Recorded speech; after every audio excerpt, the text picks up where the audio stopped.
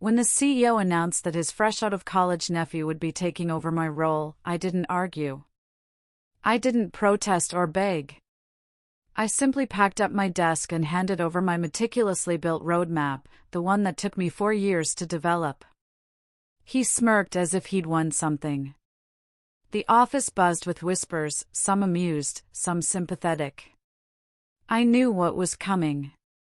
And so, I waited. I let the quarter run its course. I watched as my forecasts were ignored, my strategies shelved, and his ego inflated. Then, the quarterly results dropped, and the numbers did all the talking. Revenue nosedived. Clients started calling me directly. And during the emergency board meeting, the CEO scanned the room, and all eyes turned, not to his nephew, but to the one person who could have prevented it all, me.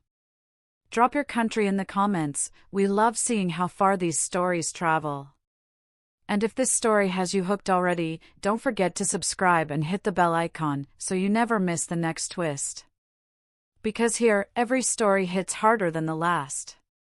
I had worked at ValorTech for nearly a decade when everything changed.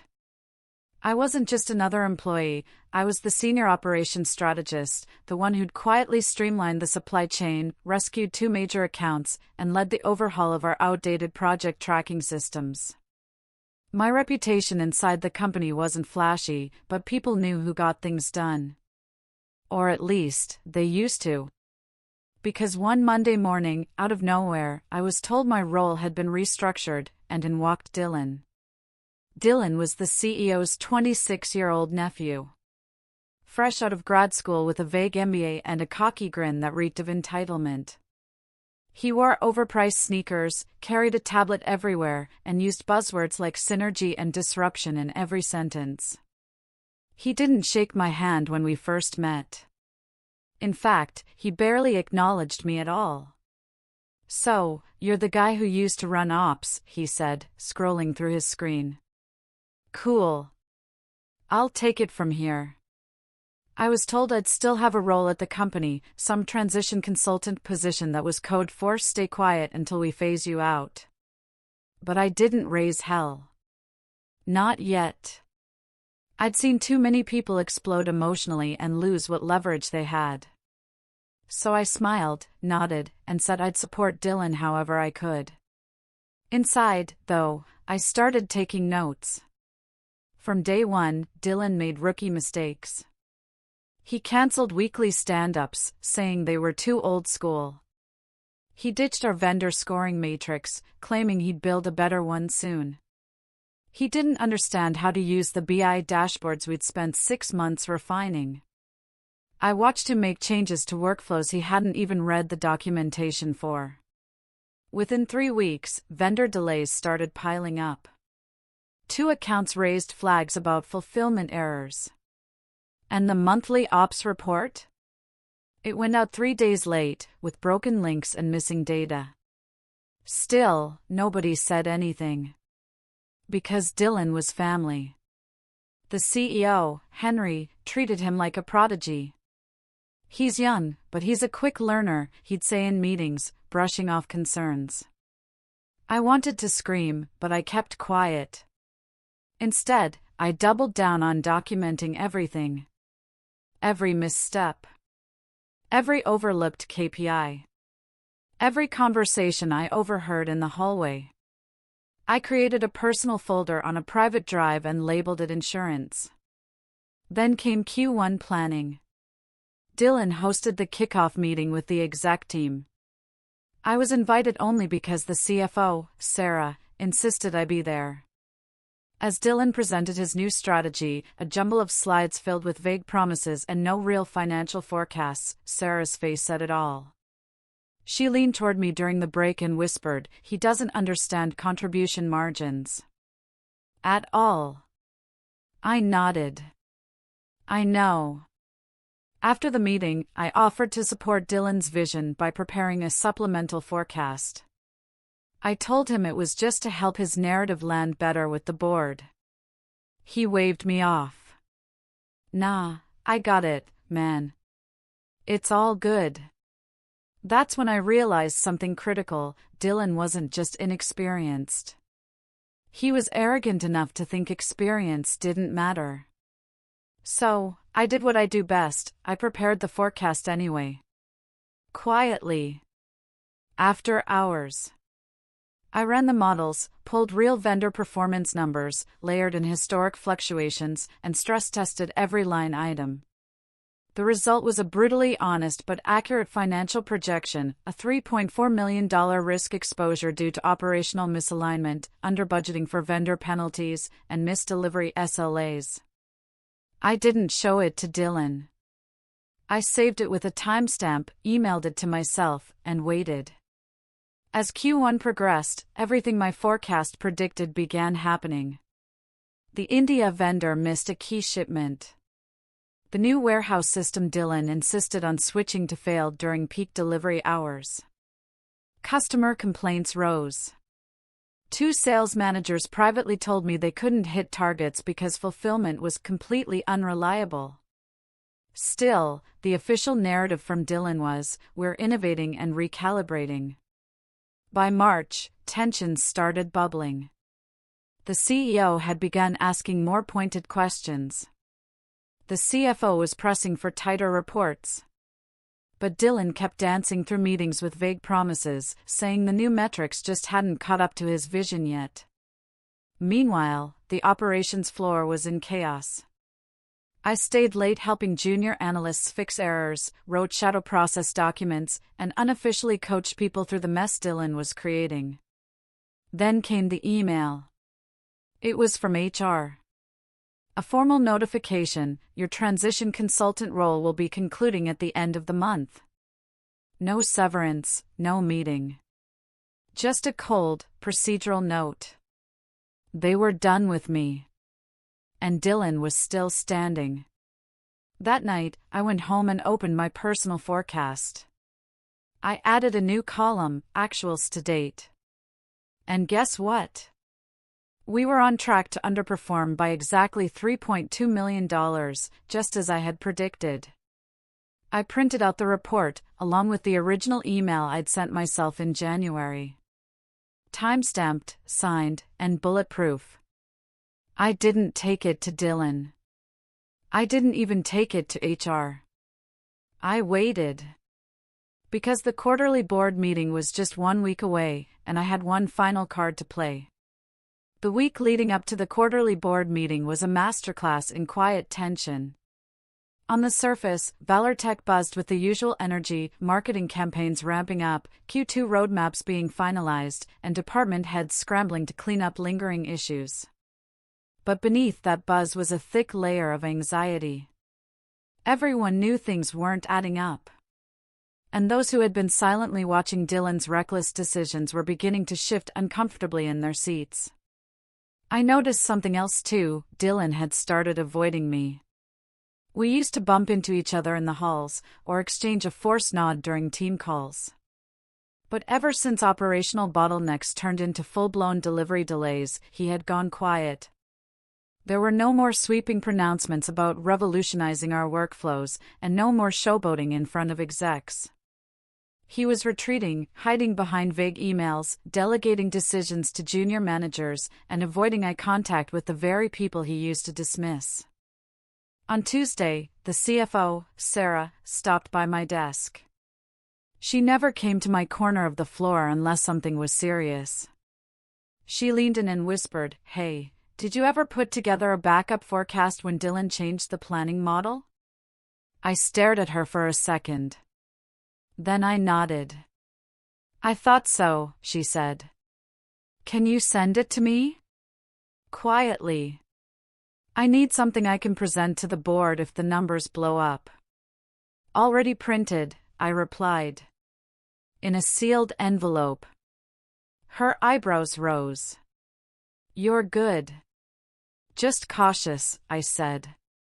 "Someone has to be." That afternoon, I watched Dylan present his final Q1 report to the executive committee. I wasn't invited to the session, but I knew exactly what he would say: that the new processes were still maturing, that vendor issues were temporary growing pains, and that revenue dips were seasonal anomalies. And for a while, maybe those lines worked. Maybe some in the room even wanted to believe them. But then Dylan made a mistake. He showed projections for Q2 using his new model. And they didn't just look optimistic, they looked fabricated. I later learned that Sarah asked a single question: how did you arrive at these fulfillment recovery assumptions? Dylan froze. He fumbled for an answer, stumbled through jargon, and eventually mumbled something about AI-powered forecasting algorithms. Sarah, who had helped design our actual analytics tools, didn't say a word. She just looked down at her notes. By Friday, whispers started circulating. One of the directors had asked to see the raw data behind Dylan's report. A junior analyst confided in me that Dylan had asked her to backdate some entries in the dashboard. And worst of all, a top sales executive had escalated a customer complaint directly to the CEO, a seven-figure client whose shipments had been delayed 3 times in a row. I was ready. On Monday morning, I wore a suit. Not the usual business casual Valor Tech encouraged, an actual tailored suit. I printed 10 bound copies of my original forecast, now updated with real performance data, vendor reports, and loss calculations. I included side-by-side comparisons with Dylan's model. I even included footnotes detailing when each forecast was created, who had access, and what the discrepancies meant in real-world dollars. At exactly 8:47 a.m., I walked into the conference wing where the quarterly board meeting was taking place. The receptionist raised her eyebrows. "I'm not on the list," I said. "But someone will want to see this." She picked up the phone. 10 minutes later, Sarah came out, took one look at the binder in my hand, and said, "Follow me." Inside the boardroom, it was quiet. The kind of quiet that comes when a room full of powerful people realizes they've been misled. The CEO, Henry, looked exhausted. 2 board members were leaning back in their chairs, arms crossed. Dylan stood at the end of the table, sweating through his designer shirt, with half a sentence on his lips and nowhere to run. Sarah handed my report to the chairman. "This was created by our former senior ops strategist," she said. It was time-stamped in January. Every discrepancy in Dylan's model is accounted for here. You'll find loss exposure projected down to the invoice level. The CEO frowned. "Wait, how did he?" "I never stopped working," I said. "Even after I was replaced. I just kept documenting what I saw." There was silence. Then the chairman turned to Dylan. "Did you ever see this report?" Dylan stammered. I mean, I didn't think it was relevant." "No," I said calmly. "You said, 'I got it, man,' and dismissed it." The CEO looked directly at me. "And you're saying your forecast was accurate?" "Almost to the dollar," I replied. "The $3.2 million loss? That was preventable." More silence. Then Sarah spoke again. "I recommend we immediately pause all strategic initiatives related to the Q2 plan until this data is reconciled. And I also recommend we review decision-making protocols involving key operational leadership." Translation: We're cutting Dylan out, now. That evening, I didn't stay late. I went home early, ordered takeout, and sat on my balcony watching the city lights. I hadn't been vindicated yet, not fully. But I knew the tide had turned. My work spoke for itself. And now, finally, the right people were listening. The next morning, I received an email from the CEO's assistant: "Please join Henry for a brief meeting at 9 a.m. No subject. No details. But I already knew what it meant. The following days were a storm of activity. With Dylan gone and Q2 projections officially pulled for revision, every department had to re-justify their budgets. I was given direct access to all live dashboards, and for the first time in months, I could speak freely. I called in department heads for closed-door meetings. Not to scold, but to listen. They told me what had been happening under Dylan's rule: decisions made based on politics instead of logic, timelines set for appearances rather than outcomes, and juniors being forced to make big calls with zero support. I listened. I took notes. I promised change, and meant it. Then I reopened a dormant file, the hybrid fulfillment plan, a phased restructuring I had proposed 8 months ago before Dylan replaced me. It had been shelved, dismissed as too cautious, too complicated. But it was precisely what we needed now. Over the course of a week, I met with engineering, supply chain, finance, and HR to bring it back to life. It was a risk, radical shifts always are, but this time, I had the data, the leadership support, and the mandate. By the end of week 2, our first internal status review was ready. I invited the executive team, 2 board members, and a few lead analysts.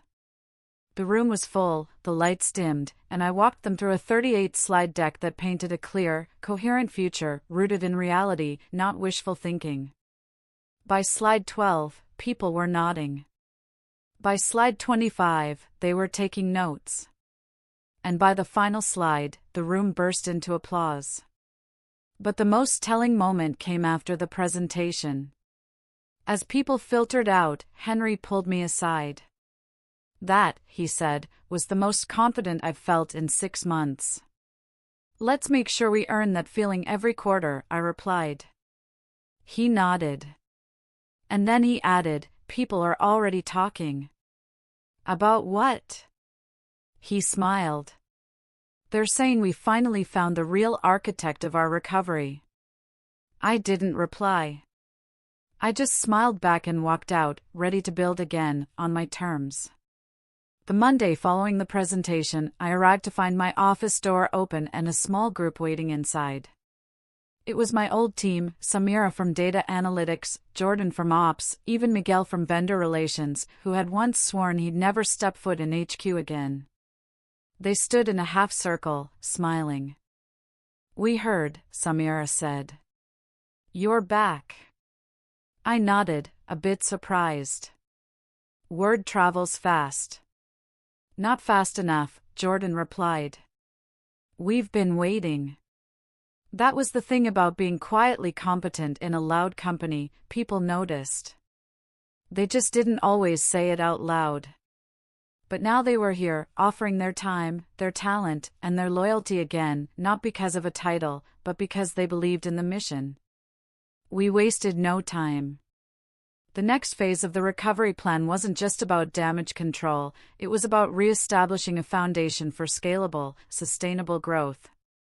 Dylan's tenure had left behind a mess of half-baked tools, rushed integrations, and poorly managed vendor relationships.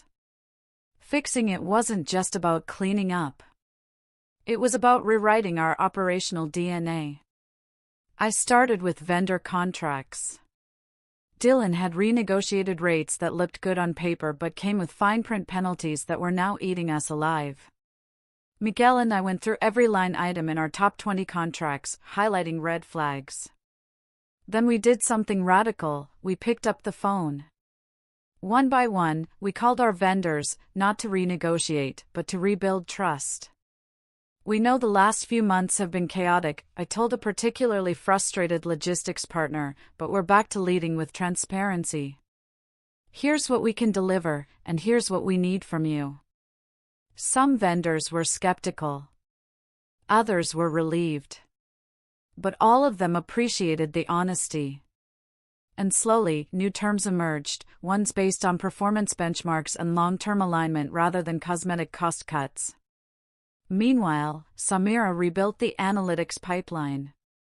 Dylan had pushed her team to focus on vanity metrics, site visits, bounce rates, social chatter, but now we went back to first principles: customer retention, fulfillment speed, net margin per region. It was slower work, but it gave us something Dylan's forecasts never could: the truth. Within a month, we began seeing signs of traction. Order accuracy improved by 12%, late shipments dropped by 19%, and inventory write-offs fell to the lowest they'd been in a year. The board noticed. And more importantly, so did the employees. But not everyone was thrilled. At the next senior leadership meeting, tension hung heavy in the air. Not because of me, but because some of Dylan's allies still clung to his style of flash over substance. One exec, Marissa, questioned the return on our vendor calls. "It's admirable to be transparent," she said, "but have we measured whether these relationship-building efforts are actually reducing cost?" I didn't flinch. Yes. We've reduced contract leakage by 7% in the last 30 days alone. That's about $380,000 saved, directly traceable to improved terms. She blinked. "And how exactly did you measure that?" "We logged every penalty clause we avoided due to early coordination and used comparative cost projections from Q1. I can walk you through the model after the meeting." Henry smiled faintly across the table. Marissa sat back. The culture was shifting. Slowly. Painfully. But undeniably. The real inflection point came at the Q3 planning session. This time, I wasn't just invited, I was leading it. We met in the same boardroom where, months ago, Dylan had unveiled his now discredited forecast. This time, the mood was cautious but curious. The board members had read my plan. They'd seen the early wins. But now they wanted proof that the foundation could scale. I stood before them, marker in hand, and walked through the next 90 days.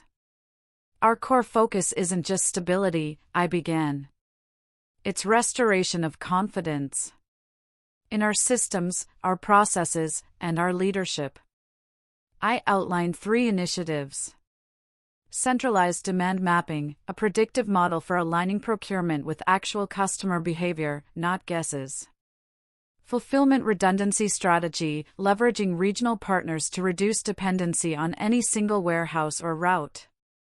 Profit per order tracking, real-time analysis of which orders generated actual margin, down to SKU level. By the end of the first half, one board member leaned in.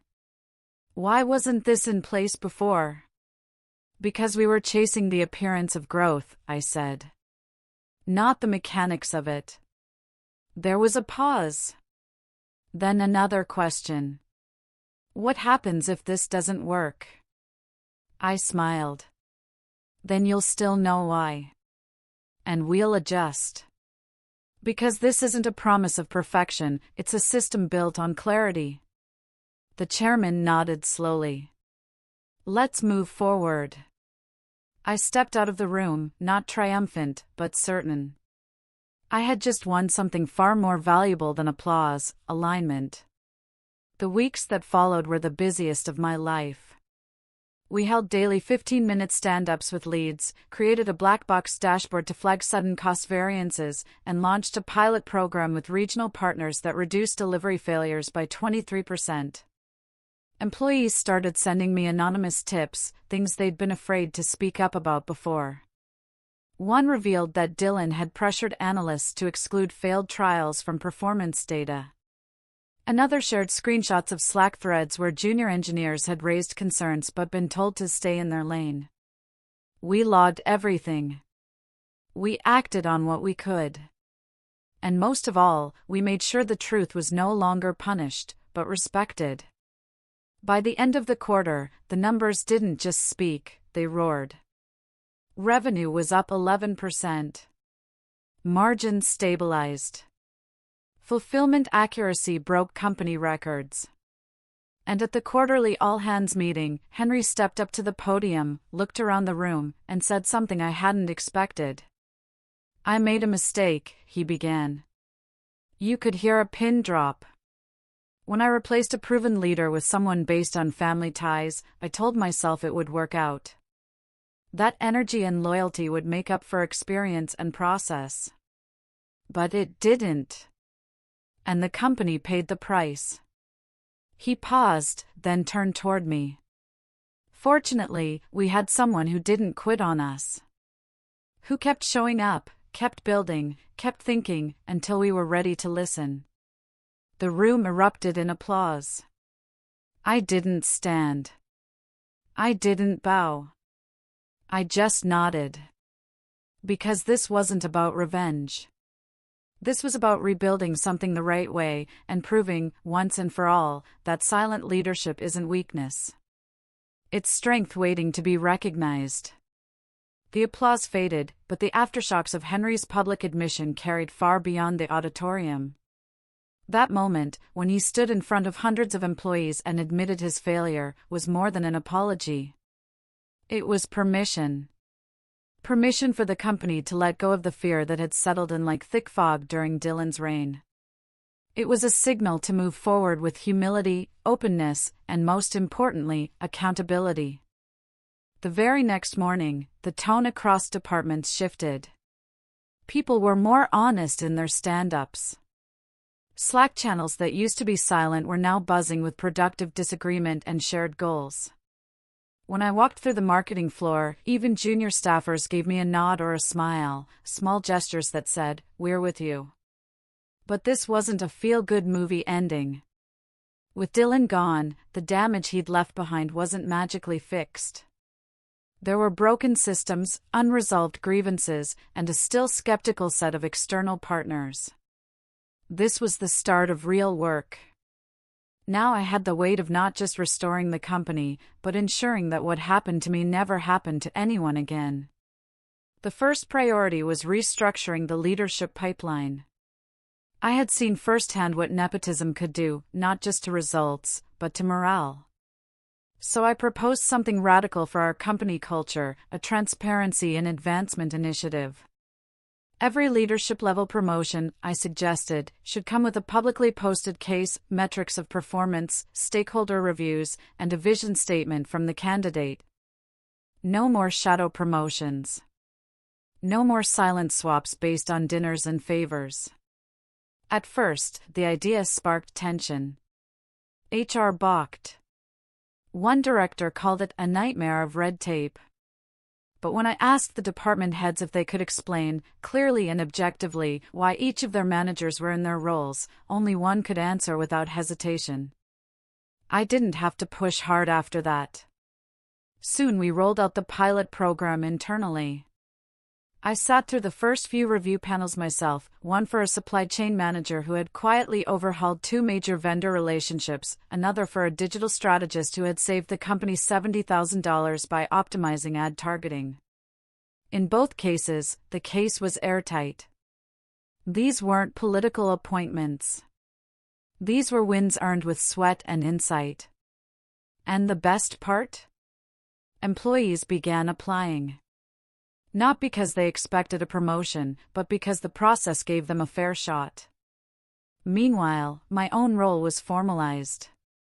I was offered the title I'd once held, and more. This time, it came with a C-suite rank, Chief Strategic Architect. It sounded fancy, but I defined it on my own terms. I wouldn't just build systems.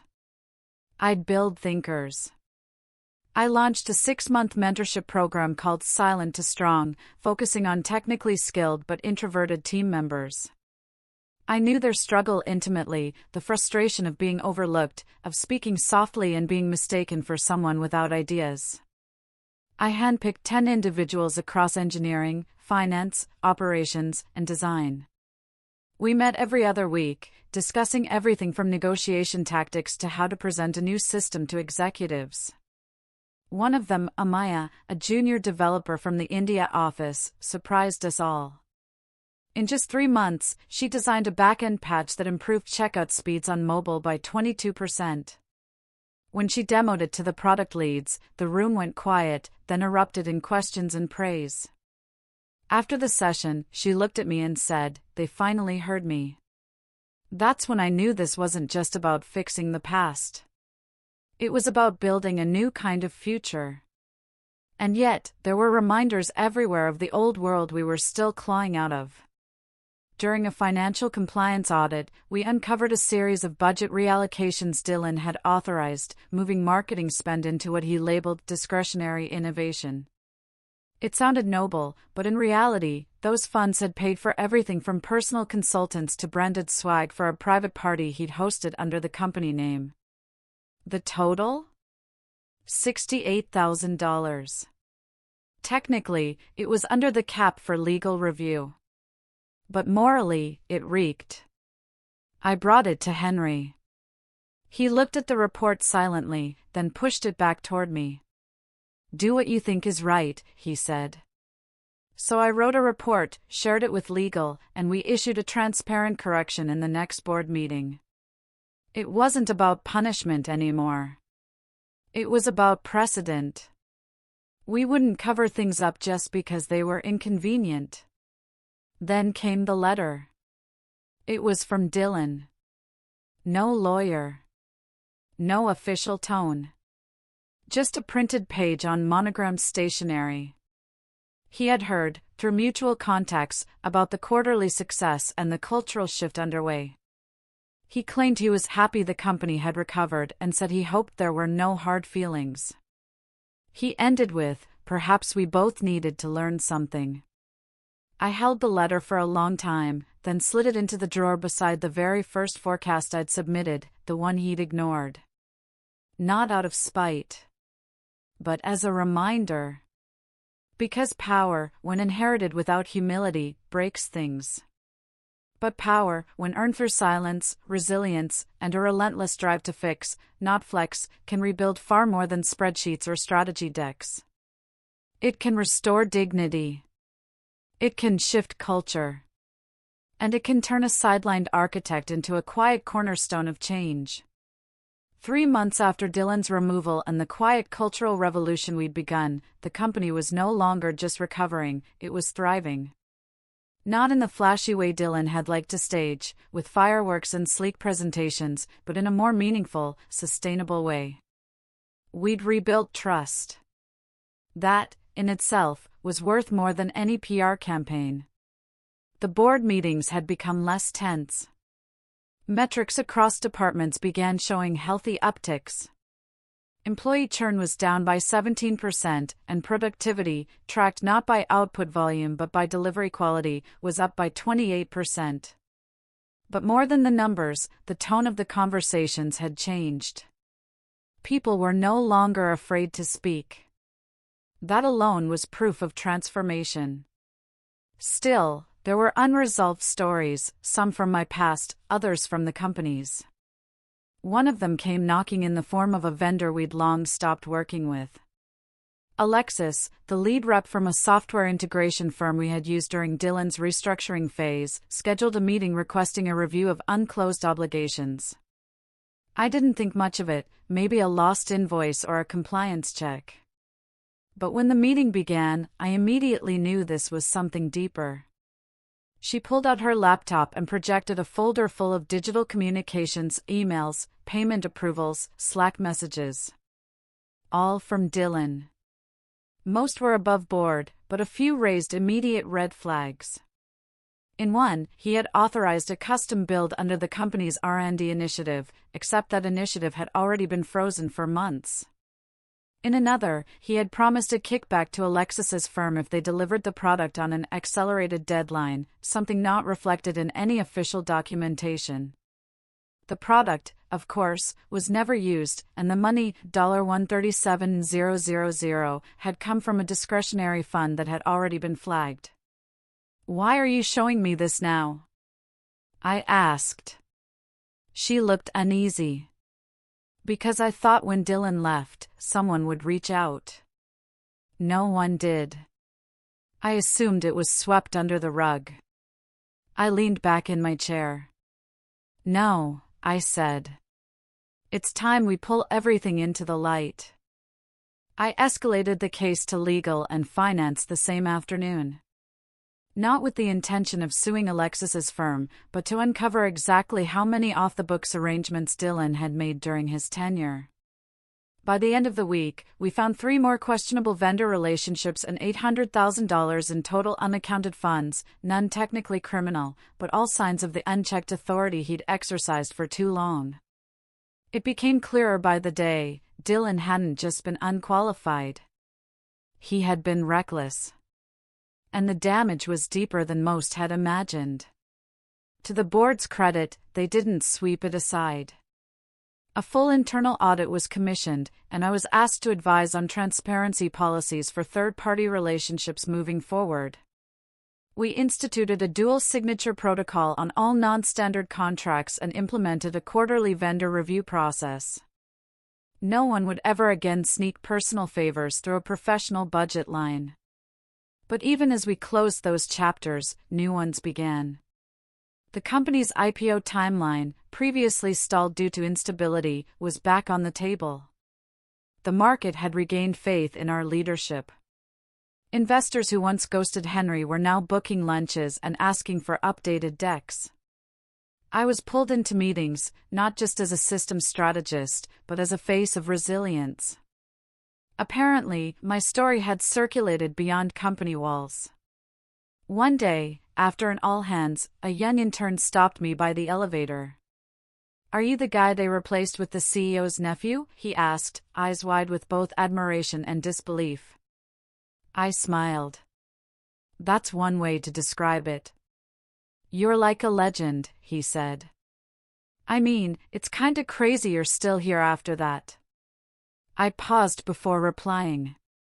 "No," I said. "It's not crazy. It's how you win long games." He grinned. "Well, I'm glad you didn't quit." So was I.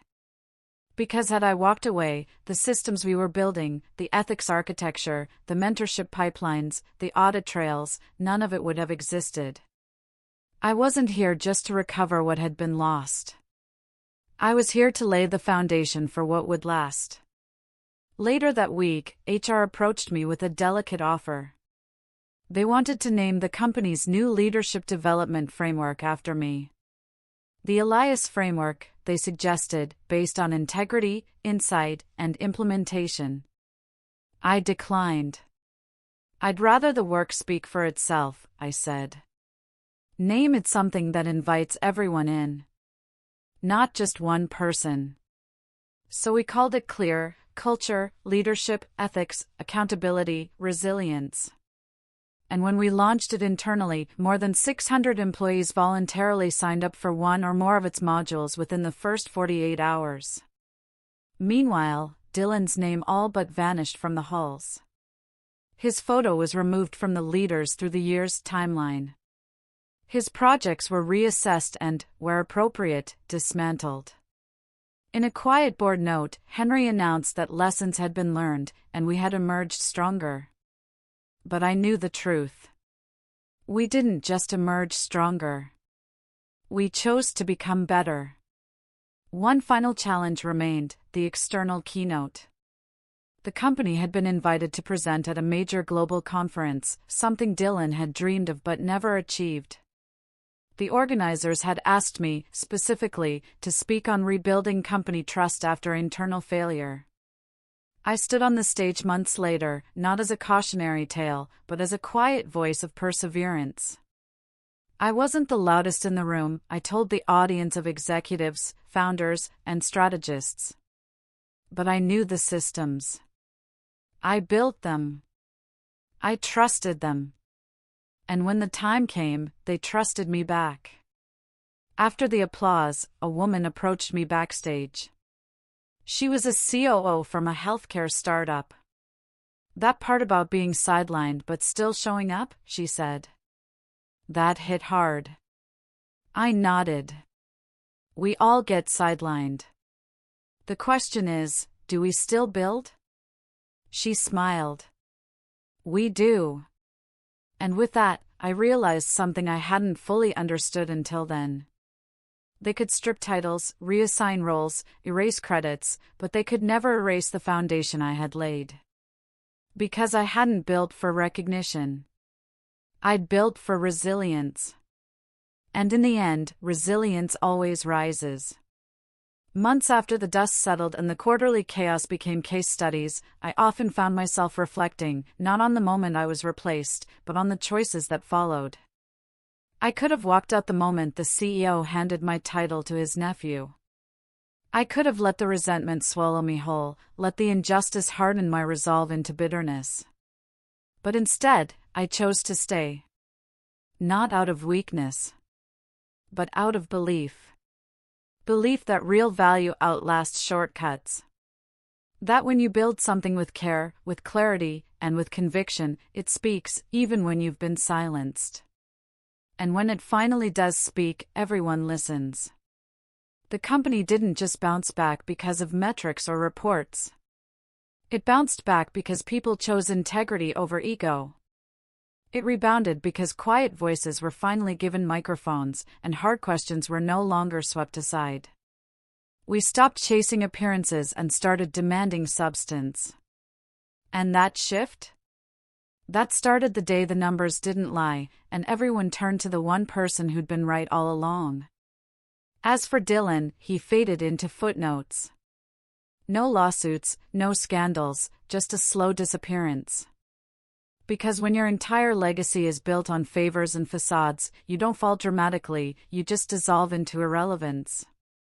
Meanwhile, I kept building. Not for recognition. Not for revenge. But for the people coming after me, those who would one day face a closed door, a stolen credit, a quiet dismissal. I wanted them to know, don't stop. Don't doubt. Don't dim your light just because someone else is louder. Because one day, when the truth matters most, the room will turn, and they'll look straight at you.